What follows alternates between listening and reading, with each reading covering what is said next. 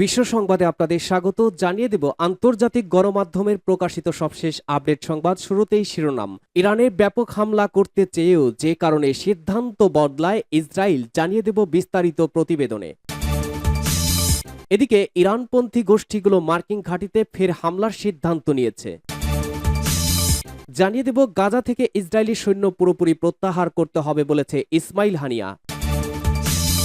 এরপর থাকবে ইসরায়েলের সামরিক গোয়েন্দা প্রধান কেন পদত্যাগ করলেন, বিশ্লেষণে উঠে এলো ভয়ানক তথ্য। এদিকে ইসরায়েল বিরোধী বিক্ষোভ ছড়িয়ে পড়েছে মার্কিন বিশ্ববিদ্যালয়গুলোতেও। আরও জানাবো ফিলিস্তিন ইস্যুর ন্যায়সঙ্গত নিষ্পত্তি চান ম্যাক্রো ও সিসি। সর্বশেষ জানাবো খান ইউনিসের গণকবর নিয়ে যুদ্ধ অপরাধ তদন্ত চায় ওআইসি। শিরোনামগুলো শুনছিলেন, এবারে বিস্তারিত। আজকের সংবাদ সম্পর্কে আপনার মূল্যবান মতামত লিখে জানান। জানিয়ে দিন কোন স্থান থেকে এই সংবাদ শুনছেন অথবা দেখছেন। ভিডিওটি ভালো লাগলে লাইক, কমেন্ট, শেয়ার করে সবার আগে সবশেষ আপডেট সংবাদ পেতে চ্যানেলটি সাবস্ক্রাইব করে পাশের বেল বাটনে প্রেস করুন। ইরানে ব্যাপক হামলা চালাতে চেয়েও যে কারণে সিদ্ধান্ত বদলায় ইসরায়েল। সিরিয়ার দামেস্কে নিজের কনসুলেটে হামলার জেরে গত 14 এপ্রিল ইহুদিবাদী ইসরায়েলে প্রতিশোধমূলক নজিরবিহীন হামলা চালায় ইরান। এই হামলায় দেশটির 3 শতাধিক ক্ষেপণাস্ত্র ও ড্রোন ব্যবহার করে। এর জবাবে 19 এপ্রিল ইরানেও ব্যাপক পরিসরে হামলা করতে চেয়েছিল ইসরায়েল। দেশটির রাজধানী তেহরানের নিকটবর্তী সামরিক ঘাঁটিতেও হামলার পরিকল্পনা ছিল, তবে শেষ পর্যন্ত সেই সিদ্ধান্ত থেকে সরে আসে ইসরায়েল কর্তৃপক্ষ। ইসরায়েলের কর্মকর্তাদের বরাতে গণমাধ্যমের প্রতিবেদনে এই তথ্য উঠে এসেছে। প্রতিবেদনে আরও বলা হয়েছে, ইরান বড় ধরনের হামলার সিদ্ধান্ত নিয়ে আমেরিকা সহ অন্য কয়েকটি মিত্র দেশের কূটনৈতিক চাপে পড়ে ইসরায়েল শেষ পর্যন্ত ছোট পরিসরে হামলার সিদ্ধান্ত নেয় দেশটি। এর পেছনে আরেকটি কারণ উল্লেখযোগ্য।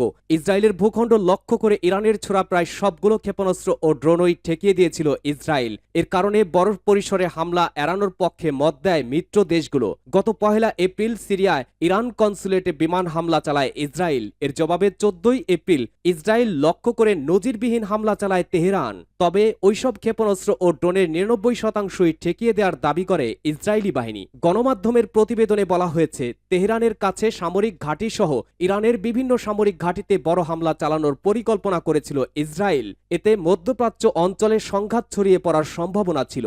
এমন হামলা চালানো হলে তা এড়িয়ে যাওয়া তেহরানের পক্ষে কঠিন ছিল। ফলে দেশটির পক্ষ থেকে শক্তিশালী পাল্টা হামলা চালানোর ঝুঁকি বাড়ত। ইসরায়েলি কর্মকর্তাদের সূত্রে প্রতিবেদনে উল্লেখ করা হয়, মধ্যপ্রাচ্য বড় পরিসরে যুদ্ধ ছড়িয়ে পড়ুক তা চায়নি ইসরায়েলের পশ্চিমা মিত্ররা। তাই ইরানে ব্যাপক হামলা না চালানোর জন্য ইসরায়েলের প্রধানমন্ত্রী বেঞ্জামিন নেতানিয়াহুকে আহ্বান জানায় যুক্তরাষ্ট্রের প্রেসিডেন্ট জো বাইডেন। যুক্তরাজ্য ও জার্মানির পররাষ্ট্রমন্ত্রীরা একই অনুরোধ জানান। এর জেরেই শেষ পর্যন্ত পরিকল্পনা বাতিল করেন নেতানিয়াহু। ইসরায়েল ও পশ্চিমা কর্মকর্তাদের মতে 19 এপ্রিল ইরানের পশ্চিমে কয়েকশো কিলোমিটার দূর থেকে অল্প কিছু ক্ষেপণাস্ত্র ছড়ে ইসরায়েলের যুদ্ধ বিমান। এছাড়া ইরানের আকাশ প্রতিরক্ষা ব্যবস্থাকে বিভ্রান্ত করতে কয়ারকপ্টার নামে পরিচিত হামলাকারী ড্রোনও ছোড়া হয়। যুদ্ধবিমান থেকে ছোড়া ক্ষেপণাস্ত্রগুলোর একটি ইরানের একটি বিমান বিধ্বংসী আকাশ প্রতিরক্ষা ব্যবস্থায় আঘাত হানে। প্রথম ক্ষেপণাস্ত্রটি লক্ষ্যবস্তুতে আঘাত হেনেছে তা জানার পর দ্বিতীয় আরেকটি ক্ষেপণাস্ত্র আকাশেই ধ্বংস করে ইসরায়েলি বাহিনী। এই পদক্ষেপের লক্ষ্য ছিল অত্যাধুনিক ক্ষয়ক্ষতি এড়ানো। প্রতিবেদনে আরও বলা হয়েছে, ইসরায়েল প্রাথমিকভাবে 15 এপ্রিল ইরানে হামলা চালাতে চেয়েছিল। এর জেরে লেবাননের সশস্ত্র গোষ্ঠী হিজবুল্লাহ উত্তর ইসরায়েলে উল্লেখযোগ্য পরিমাণ হামলা চালাতে পারে এমন শঙ্কার পরে ওই সিদ্ধান্ত বাতিল করা হয়। অবশ্য 19 এপ্রিল ইরানে হামলার দায় আনুষ্ঠানিকভাবে স্বীকার করেনি ইসরায়েল। তবে হামলা যে ইসরায়েলি চালিয়েছে সে বিষয়টি নিশ্চিত করেছেন দেশটির বেশ কয়েকজন কর্মকর্তা। অন্যদিকে ইসরায়েলে পাল্টা হামলা নিয়ে তেমন উচ্চবাচ্য করেনি তেহরানও। এমনকি হামলার জন্য সরাসরি ইসরায়েলকে দায়ীও করেনি দেশটি। এর ফলে মধ্যপ্রাচ্য অঞ্চলে আরও বড় ধরনের সংঘাতের ঝুঁকি অনেকটাই কেটে গেছে। সূত্র দ্য নিউ ইয়র্ক টাইমস। এদিকে ইরানপন্থী গোষ্ঠীগুলো মার্কিন ঘাঁটিতে ফের হামলার সিদ্ধান্ত নিয়েছে। সিরিয়া উত্তর অঞ্চলে যুক্তরাষ্ট্রের সামরিক ঘাঁটি লক্ষ্য করে ইরাক থেকে বেশ কয়েকটি রকেট ছোড়া হয়েছে। রবিবার রাতে ইরাকের জুম্মার শহর থেকে এই হামলা চালানো হয়। গত ফেব্রুয়ারির পর এই প্রথম ইরাক থেকে মার্কিন সেনাদের লক্ষ্য করে হামলা চালানো হলো। সে সময় দেশটিতে অবস্থান করা ইরানপন্থী বিভিন্ন সশস্ত্র গোষ্ঠী যুক্তরাষ্ট্র নেতৃত্বাধীন আন্তর্জাতিক বাহিনীর ওপর নিয়মিত হামলা চালাচ্ছিল। এই হামলা এমন সময় চালানো হলো যখন একদিন আগেই ইরাকের প্রধানমন্ত্রী মোহাম্মদ শিয়া আল সুদানি যুক্তরাষ্ট্র সফর করে দেশে ফিরেছেন। সফরে মার্কিন প্রেসিডেন্ট জো বাইডেনের সঙ্গেও সাক্ষাৎ করেছেন তিনি। ইরাকের সশস্ত্র গোষ্ঠী কাতাইব হিজবুল্লাহ সংশ্লিষ্ট একটি টেলিগ্রাম গ্রুপে বলা হয়েছে, ইরাকে মার্কিন নেতৃত্বাধীন আন্তর্জাতিক বাহিনীর কার্যক্রম বন্ধের আলোচনার সামান্য অগ্রগতি হয়েছে। এ কারণে প্রায় 3 মাস স্থগিত রাখার পর সশস্ত্র গোষ্ঠীগুলো আবারও হামলা শুরুর সিদ্ধান্ত নিয়েছে, সূত্র আল জাজিরা। গাজা থেকে ইসরায়েলি সৈন্য পুরোপুরি প্রত্যাহার করতে হবে বলেছেন ইসমাইল হানিয়া। হামাসের রাজনৈতিক ব্যুরোর প্রধান ইসমাইল হানিয়া যুদ্ধবিরতির আলোচনা স্থগিত করার জন্য ইসরায়েলকে দোষারোপ করে বলেছেন, যুদ্ধবিরতি হলে ইসরায়েলি সৈন্য পুরোপুরি প্রত্যাহার করতে হবে, এজন্য ইসরায়েল যুদ্ধবিরতির আলোচনা স্থগিত রেখেছে। তুর্কি সংবাদ মাধ্যমে দেওয়া এক সাক্ষাৎকারে তিনি এই মন্তব্য করেন।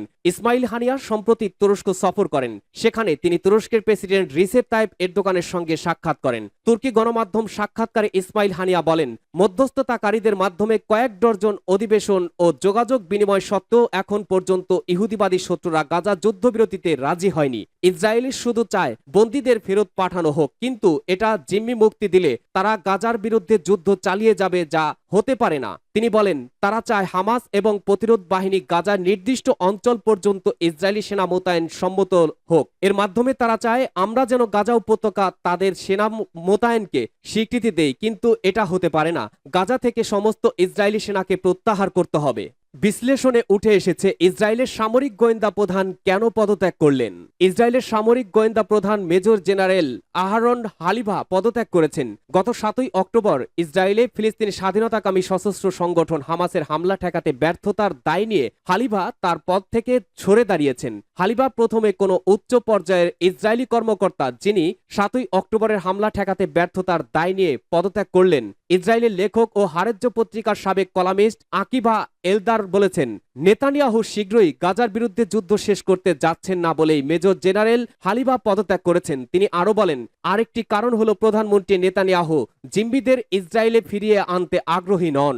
এই কলামিস্ট আরো বলেন, নেতানিয়াহু ইসরায়েলের সামরিক বাহিনীর সর্বোচ্চ কর্তৃপক্ষ, কিন্তু তিনি কখনোই হামাসের হামলার দায় নেননি। হালিভা নেতানিয়াহুকে ব্যক্তিগত বার্তা পাঠাতে চেয়েছেন, আমি যদি এটি পদত্যাগ করতে পারি তবে আপনিও করতে পারবেন। হামাসের হাতে বন্দী ইসরায়েলি নাগরিকদের ফিরিয়ে আনার দাবিতে দেশটিতে দীর্ঘদিন ধরে বিক্ষোভ হচ্ছে। বিশ্লেষক আকিভা এলদার বলেন, গোয়েন্দা প্রধান আহারন হালিভার পদত্যাগ সরকার বিরোধী বিক্ষোভকে উস্কে দেবে এবং যুদ্ধকালীন মন্ত্রিসভার সদস্য বেনি গান্টোস এবং গাদি আইনজেক কোর্টের ওপরে আরও চাপ সৃষ্টি করবে। তিনি বলেন, এই পদত্যাগ ইসরায়েলিদের আন্দোলনে একটি গতিশীলতা তৈরি করবে।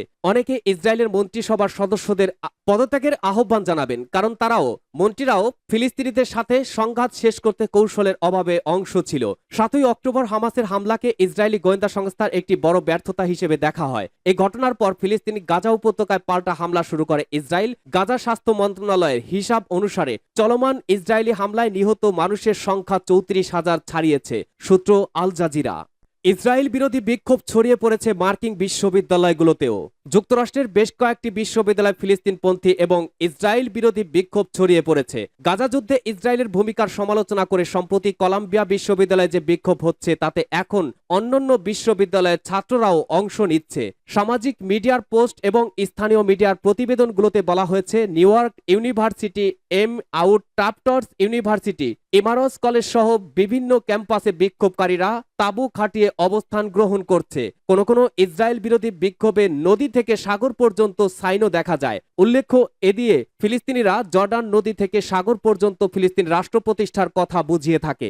MIT-তে ছাত্ররা গাজায় যুদ্ধবিরতির আহ্বান জানাতে বিশ্ববিদ্যালয়ের ব্যর্থতার সমালোচনা করে। তারা ইসরায়েলের সামরিক বাহিনীর সাথে MIT-র সম্পর্ক ছিন্ন করার দাবিও জানান। ক্যালিফোর্নিয়া বিশ্ববিদ্যালয় বার্কলে এবং লস অ্যাঞ্জেলেসের সাউদার্ন ক্যালিফোর্নিয়া বিশ্ববিদ্যালয়ে তাঁবু খাটিয়ে শিক্ষার্থীদের বিক্ষোভ করতে দেখা গেছে। সবচেয়ে তীব্র বিক্ষোভ হচ্ছে কলাম্বিয়া বিশ্ববিদ্যালয়। এই বিশ্ববিদ্যালয় এবং এর সাথে সংশ্লিষ্ট বার্নার্ড কলেজের সাথে সম্পর্কিত প্রখ্যাত রাব্বি এলি বুলচার চরম সেমিটিজম বিরোধিতার কারণে ইহুদিদের ছাত্রদেরকে বাড়িতে অবস্থান করার আহ্বান জানিয়েছেন। কলাম্বিয়ার বিশ্ববিদ্যালয়ের শিক্ষার্থীরা সোমবার ভার্চুয়াল ক্লাসে অংশ নিয়েছে। এর ফলে গত সপ্তাহে ফিলিস্তিনিদের সমর্থনে বিক্ষোভের পর নিউ ইয়র্ক সিটি ক্যাম্পাসে উত্তেজনা প্রশমনের আশা করছে কর্তৃপক্ষ। সোমবার এক বিবৃতিতে কলাম্বিয়া প্রেসিডেন্ট মেনাত মিনুচে শরীফ বলেন, সম্প্রতি ক্যাম্পাসে ঘটে যাওয়া ইহুদি বিদ্বেষী ভাষা ভীতি প্রদর্শন ও হয়রানিমূলক আচরণের নিন্দা জানিয়ে বিশ্ববিদ্যালয় সশরীরে ক্লাস বাতিল করেছে। শফিক বলেন, এসকল উত্তেজনা কলম্বিয়ার সাথে যুক্ত নয় এমন ব্যক্তিদের মাধ্যমে এবং যারা নিজস্ব এজেন্ডা বাস্তবায়ন বা পূরণ করতে ক্যাম্পাসে এসেছেন তাদের মাধ্যমে ব্যবহৃত হয়েছে এবং বৃদ্ধি পেয়েছে। গাজায় ইসরায়েলি কর্মকাণ্ডের বিরুদ্ধে বিক্ষোভরত শিক্ষার্থীদের একটি শিবির খালি করার জন্য শফিক নিউ ইয়র্ক পুলিশকে অনুমতি দেওয়ার পরে বৃহস্পতিবার ক্যাম্পাসে 100 জনেরও বেশি ফিলিস্তিনপন্থী বিক্ষোভকারীদের গ্রেপ্তার করা হয়। সূত্র al Jazeera, Times of Israel এবং ভয়েস অব আমেরিকা। ফিলিস্তিনি ইস্যুতে ন্যায়সঙ্গত নিষ্পত্তি চান ম্যাক্রো ও সিসি। ফিলিস্তিন সমস্যার ন্যায়সঙ্গত নিষ্পত্তি আহ্বান জানিয়েছেন ফ্রান্সের প্রেসিডেন্ট ইমানুয়েল ম্যাক্রো ও মিশরের president Abdel Fattah al Sisi. সোমবার 22 এপ্রিল কাতার ভিত্তিক গণমাধ্যম আল জাজিরার এক প্রতিবেদনে এই তথ্য জানানো হয়েছে। প্রতিবেদনে বলা হয়েছে, মিশরীয় প্রেসিডেন্টের এক বিবৃতিতে বলা হয়েছে, গাজার উন্নয়ন নিয়ে মিশর ও ফ্রান্সের নেতারা ফোনে কথা বলেছেন। এতে বলা হয়েছে, president Abdel Fattah al Sisi এবং তার ফরাসি সমকক্ষ ইমানুয়েল ম্যাক্রো এই অঞ্চলের একটি অস্থিতিশীল অবস্থার দিকে যাওয়া সম্পর্কে সতর্ক করেছেন। বিবৃতিতে যোগ করা হয়েছে যে 2 রাষ্ট্র সমাধানের মাধ্যমে ফিলিস্তিন সমস্যার একটি ন্যায্য মীমাংসা হতে পারে। এতে মধ্যপ্রাচ্য স্থিতিশীলতার পথকে প্রশস্ত করবে। সূত্র আল জাজিরা। খান ইউনিসে গণকবর নিয়ে যুদ্ধ অপরাধ তদন্ত চায় ওআইসি।